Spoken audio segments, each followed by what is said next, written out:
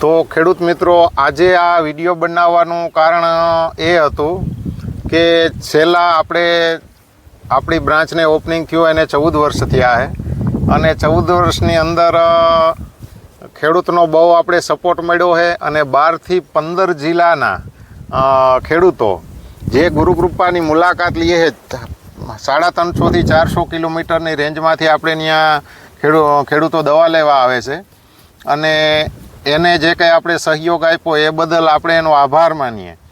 અને બીજો એક પ્રશ્ન છેલ્લા 3-4 વર્ષથી આ માર્કેટમાં એ હાલે છે કે ગુરુકૃપાની અંદર ડુપ્લિકેટ દવા મળે છે ને વેચાય છે. તો એ બાબત મારે તમને થોડાક શ્યોર કરવાના હતા કે ખુલાસો આપવાનો હતો કે ડુપ્લિકેટ દવાનો આરોપ લાગવો અને સાબિત થવું એ બંનેની અંદર જમીન આસમાનનો ફરક હોય છે. અને મારું પણ એવું જ માનવું છે કે જો કોઈ દુકાનદાર અથવા તો કંપનીવાળો જો ડુપ્લિકેટનું કોઈ પ્રોડક્શન કે ડુપ્લિકેટ દવા બનાવતો હોય કે ડુપ્લિકેટ વેપારી કોઈ ડુપ્લિકેટ દવા વેચતો હોય તો એ ક્યારેય પણ એનો ગુનો છે એ સજાને પાત્ર જ હોવો જોઈએ. અને મારું તો ત્યાં સુધી કહેવાનું છે કે જો કોઈ ડુપ્લિકેટ દવા બનાવતો કે વેચતો હોય, કંપનીવાળો કોઈ બનાવતો હોય અથવા તો કોઈ દુકાનદાર વેચતો હોય, એને આજીવન જેલ કે ફાંસીની સજા જ હોવી જોઈએ. અને મારી આ ચેલેન્જ છે કે જો કોઈ પણ ક્યારેય ગુરુકૃપાની અંદર ડુપ્લિકેટ કોઈ પણ સાબિત કરી દઈએ ત્યારે આપણે કહેવા પડતું નહીં, જે સજા છે ને એની શરૂઆત ગુરુકૃપા કૃષિ કેન્દ્ર જામ રાવલથી થવી જોઈએ. નમસ્કાર ખેડૂત મિત્રો, આજે આપણે આવ્યા છે ગામ અડવાણા એક અગ્રેસર ખેડૂતની મુલાકાતે. તો પહેલાં એનો પરિચય લઈએ. નામ તમારું? રામભાઈ દેવસિંહભાઈ મોઢવાડિયા, ગામ અડવાણા, જિલ્લો પોરબંદર. હવે આપણે અત્યારે જે પ્લોટમાં બેઠા છે એની અંદર છેલ્લા આ 5મું વર્ષ છે. રામભાઈ, કન્ટિન્યુ જે 3 પીત લેવાય ને 5મું વર્ષ છે ને? હા, 5 વર્ષથી જગ્યા લીધી અને 5 વર્ષ. હા, અને આ આપણે મોસમ અત્યારે વાવી 5મી મોસમે. હા હા. અહીંયા બાજુમાં સોઠી ડેમ છે એટલે પાણી સારા છે છેલ્લા 5 વર્ષ ત્યાં. એટલે આની અંદર ચોમાસુમાં મગફળી, ઉનાળામાં ગઈ સિઝનમાં કહેવાનું વાવેતર હતું? ચણા હતા. ઉનાળામાં મગ હતા. અને ઉનાળામાં મગ હતા. મગનું કેટલું વીઘે ઉત્પાદન આવેલું? 18 મણે ઉતર્યા. 1 વીઘામાં 18 મણ મગનું ઉત્પાદન. તો કન્ટિન્યુ છેલ્લા 5 વર્ષથી આ 3 પિયતવાળી જગ્યામાં આટલો તંદુરસ્ત પાક. તો ઘણા બધા ખેડૂતને એમ હોય કે કન્ટિન્યુ આપણે ફેરબદલી વાવેતર કન્ટિન્યુ પાકને ઉપર પાક વળતો હોય 360 દી શિયાળું ઉનાળું ચોમાસું, તો એની અંદર ઘણા બધા રોગ જીવાત રહેતા હોય છે અને પ્રોડક્શન પણ એટલું ન આવતું હોય.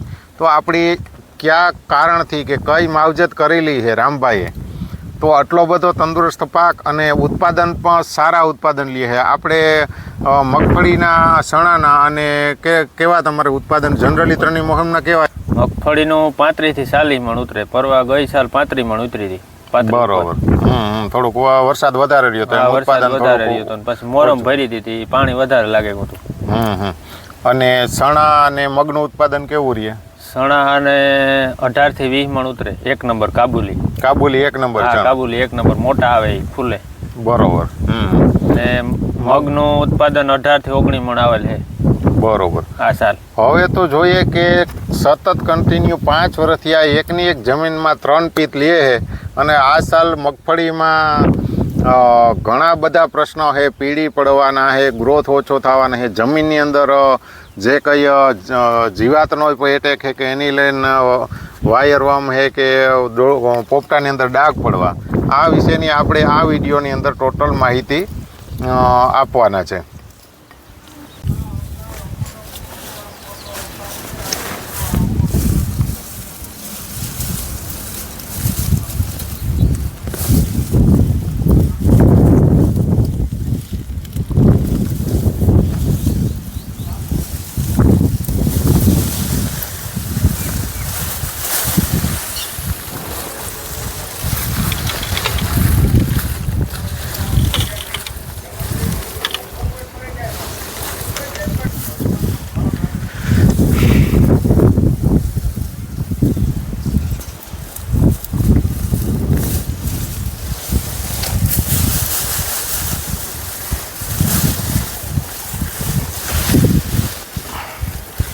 હા. તો ચોમાસામાં મગફળી, શિયાળામાં ચણાનું વાવેતર હતું, ઉનાળામાં મગ હતા અને એનું ફ્લાવરિંગ. અને આને કેટલો ટાઈમ થયો? 2 મહિના ઉપર કેટલા દિવસ થયા છે? જૂન મહિનાની 13 તારીખે વાવેતર કરેલ છે, એટલે 2 મહિના ને 7 દી થયા આ માંડવીને. તો ખેડૂત મિત્રો, આ મગફળીને અત્યારે 2 મહિના અને 7 દિવસ થયા છે. તો આનું ફ્લાવરિંગ જુઓ, કેટલું ફ્લાવરિંગ છે.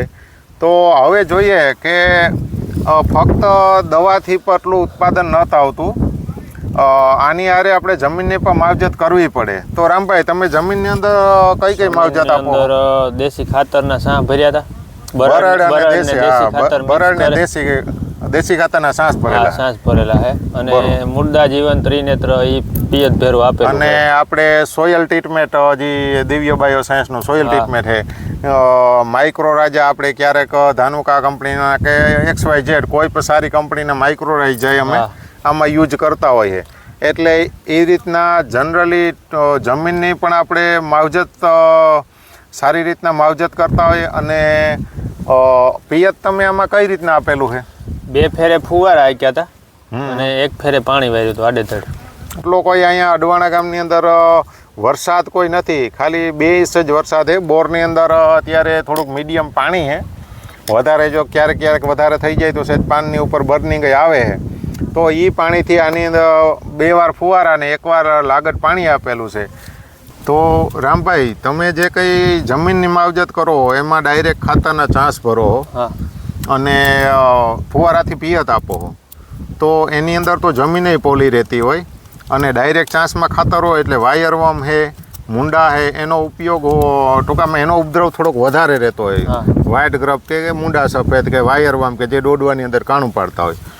તો આનો કંટ્રોલ તમે કઈ રીતના, કોઈ ઇન્સેક્ટિસાઇડ પીવડાવીને, ક્લોરો છે કે લીમડા આ પીવડાવીને કરો છો કે તમે કઈ રીતના એનો કંટ્રોલ કરો છો? ના, એમાં કોઈ પીવડાવતા નથી. એમાં નેનોસીલ અને ગમે એ થાયો આપણી ફેરવી દેવાનો. થાયો ઉપયોગ કરવાનો, છંટકાવ કરવાનો. થાયોમેથોક્ઝામ, ઇમિડા અને નેનોસીલ. બરોબર. આ હું 11 વર્ષથી વાપરા. આ ડેમો મારી વાડીએ કરેલો.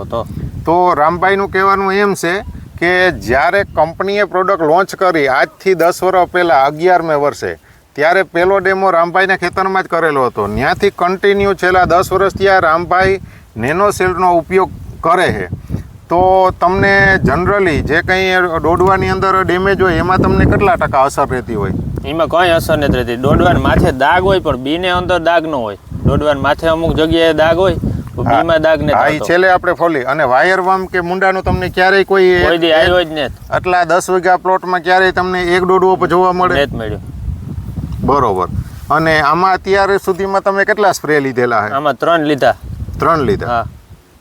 બરોબર. 2 મહિના ને 7 દી થયા. એટલે તમે ટોટલી 3 લીટર 10 વીઘાની અંદર 3 લીટર નેનોસીલનો ઉપયોગ કર્યો. તો ખેડૂત મિત્રો, અત્યાર સુધીમાં રામભાઈએ 3 લીટર નેનોસીલનો ઉપયોગ કરેલો છે. તો એને જનરલી તમે કોઈ પણ ઈયળનો, થીપ્સનો, પોપટીનો સ્પ્રે લેતા હોય તો એની હારે તમે નેનોસીલનો ઉપયોગ કરી શકો. અને તમારે કંઈ જમીનની અંદર જો આ ડેમેજ થતું હોય તો એને તમે અટકાવી શકો. અમે એમ નથી કહેતા કે 100% કોઈ પ્રોડક્ટ 100% રિઝલ્ટ આપતી જ ન હોય. 19-20 રિઝલ્ટ હોય, ક્યાંક 2-5% વેરિએશન રહેતું હોય. પણ રામભાઈનો છેલ્લા 10 વર્ષનો અનુભવ છે કે 10 વર્ષની અંદર એને ક્યારેય પણ જમીનની અંદર એને ઇન્સેક્ટિસાઇડ પીવડાવવું નથી પડ્યું. તો અમારી આ ભલામણ રહે કે તમે બને ત્યાં સુધી આપણી ખેતીને જીવત રાખવા માટે તમે જૈવિક ઉપયોગ કરો, કે આ રીતના કોઈ નેનો ટેકનોલોજીવાળી પ્રોડક્ટનો યુઝ કરો. જો આપણે નેનોસીલનું એ રીતના જોઈએ તો નેનોસીલ કઈ રીતના કામ કરે કે નેનોસીલ જે કંઈ તમે ઇમિડા કે થાયોમેથોક્ઝામ છે એને દરેક તંતુમૂળ સુધી પહોંચાડવાનું કામ કરે છે, જેથી કરી અને જમીનની અંદર કોઈ પણ જીવાત છે અને આની અંદર ડેમેજ નથી કરતું. એ સિવાય જૈવિક ઇલાજ છે કે તમે પેસિલોમેસિસ છે, નેમેટોડનો તમારે ઉપદ્રવ રહેતો હોય તો મેટારિઝમ છે. તો આ રીતના તમે જે કંઈ તમારે ડેમેજ રહેતો હોય, મૂંડાની અંદર વધુ ઉપદ્રવ રહેતો હોય તો તમે બને ત્યાં સુધી જૈવિકનો ઉપયોગ કરતા જાઓ. અને નેનોસીલના જનરલી સારા રિવ્યૂ છે.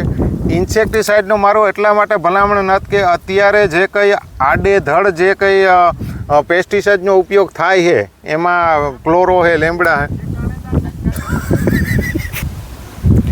તો ખેડૂત મિત્રો, મારે તમને એ જ ક્લિયર કરાવવું હતું. રામભાઈની જમીનની મેં તમને બધી માવજતની વાત કરી કે કન્ટિન્યુ 3 પાક લેવા છતાં અવળો તંદુરસ્ત પાક આજે ઊભો છે કે જેની અંદર મગફળી, ચણા અને મગ. નકર જનરલી એવું હોય કે ત્રીજું પીત થાય એટલે મગફળી એમાં થતી જ ન હોય. 5 થી 10 મણનો ઉત્પાદનમાં કાપ આવતો હોય છે. અને રામભાઈ છેલ્લા 10 વર્ષથી આ 35 થી 40 મણનું ઉત્પાદન લે છે. જે કંઈ તમે સ્પ્રે મોલિક્યુલમાં કોઈ પણ મોલિક્યુલનો સ્પ્રે કરો અથવા તો સોઇલ એપ્લિકેશન કરો તો તમારે જમીનનું સ્વાસ્થ્ય પહેલાં વિચારવું જ પડી છે. એનું કારણ છે કે જો આપણી જમીન જ સજીવ ન હોય, જમીનની અંદર ઓર્ગોનિક કાર્બન નહીં હોય, તો તમને જે કંઈ ફળદ્રુપતા છે એની ઉપર સીધી અસર આવે છે. અને એ રામભાઈએ જો અત્યારે તમે 10 વીઘાનો પ્લોટ જોવો તો બહુ એકદમ તંદુરસ્ત પ્લોટ છે. આની અંદર ફક્ત ઓનલી 3 જ સ્પ્રે આવેલા છે અત્યાર સુધીમાં, ઈયળના અને થીસ્પોપ્ટી અને નેનોસિલ્ડ. બરાબર.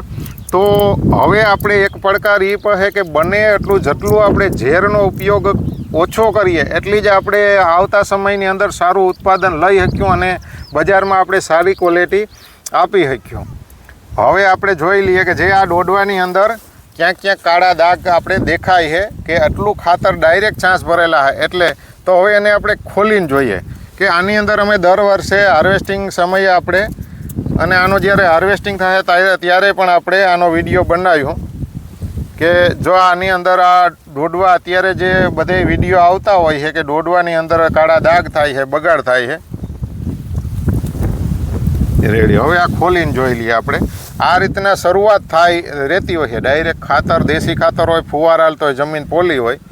હવે આપણે આને જોઈએ. હા તમે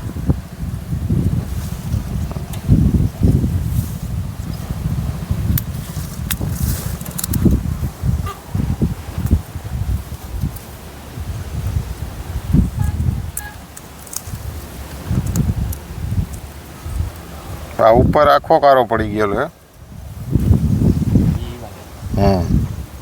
આ લાસ્ટ સુધી જ્યારે હાર્વેસ્ટિંગ થાય ત્યાં સુધી આ જ ટાઈપના બી કમ્પ્લીટ નીકળે. એટલો આ દોડવાની ઉપર દાગ છે પણ બિયારને બીની અંદર ક્યાંય એ જોવા નહીં મળે. હજી આપણે આમાં એક આ પોપટો છે, આ ફૂલ કારો પડી ગયેલો છે આખે આખો. આની અંદર બી કમ્પ્લીટ છે.